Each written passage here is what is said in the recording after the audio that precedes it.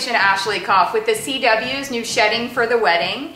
And Perez asked me a question: how do you read a label? What should you look for? How do I know how many carbohydrates? Is there too much fat in that? So I thought what we do here is a little Nutrition Label 101.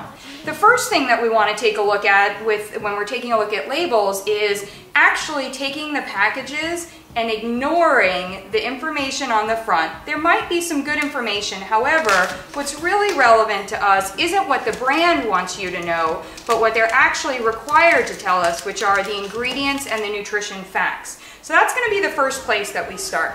One of the things that we want to look for is that everybody seems to have gotten the idea that we really need to count calories. The interesting thing is all calories are not created equal, and actually the body needs a good balance of carbohydrate, protein, healthy fat, yes I said we need fat, as well as unlimited vegetables providing us fiber and antioxidants at every eating occasion throughout the day. So what we want to make sure when we're looking for our foods and creating our eating occasions, and especially when we're getting something out of a package, is that it's as balanced from a nutritional standpoint as possible.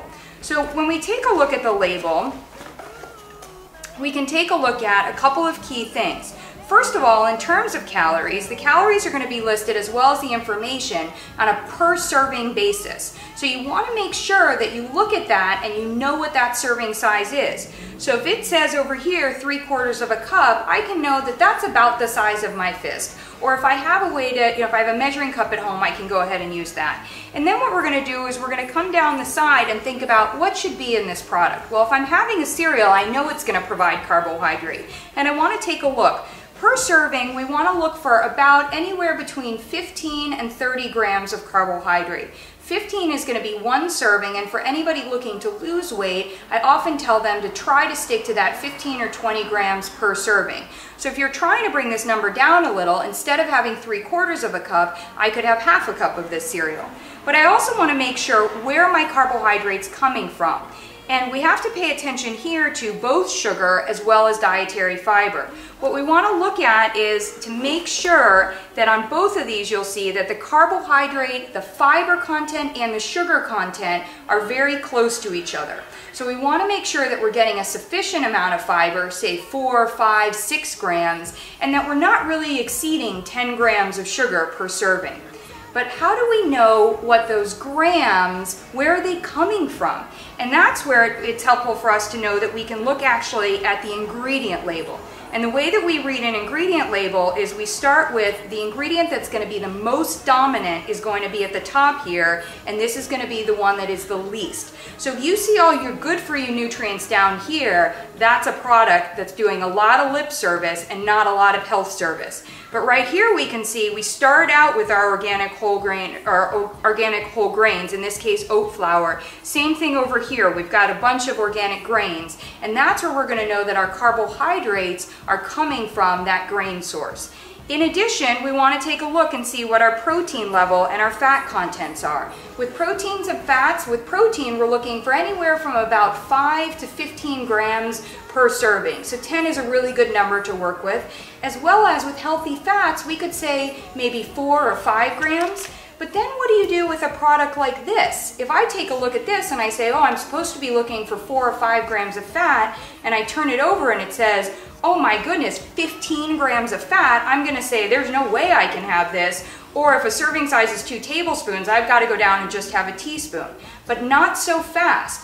A lot of our foods, like nut butters, are sources of really good healthy fat. So if a product is meant to have a lot of fat in it, like our nuts, then that's going to be one that it's okay for it to have a higher fat content. We do have to keep the portion control in mind, but in this instance, what I would be looking at on this product is to make sure it doesn't have a lot of other added ingredients. For example, there's not a lot of salt in this product. You'll see just 65 milligrams of sodium. That's going to make it an excellent choice as far as a nut butter is concerned. Another area for us to pay attention to is what do we do on a label if we see a whole bunch of ingredients? Does that mean that we automatically throw it out the door? A lot of people will say, oh, look for something that only has 5 ingredients, and that's where it makes a bar like this very easy.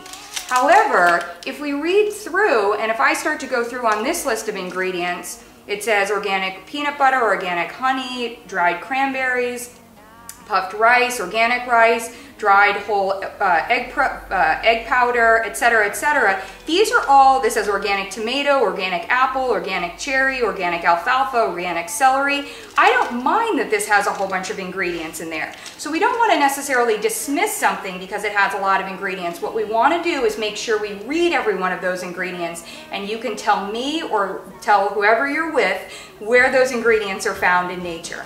So those are probably the key things that you want to keep in mind when you're reading the label. You want to make sure you know what the serving size is, and you want to make sure that you look at the ingredients as well as looking at the nutrition facts. And then a key reminder, don't judge a book by its cover. Yes, there may be great things that it's saying on the front, but if it tells you it's healthy, or if it tells you it's fat-free, or if it's telling you all the things that you want to hear, it's probably just doing that so you won't really listen or look for what you should be hearing, and that is the things that we would probably want to avoid. If you have any more questions, you can reach me at ashleycoffapproved.com or at fitperez.com. Thanks!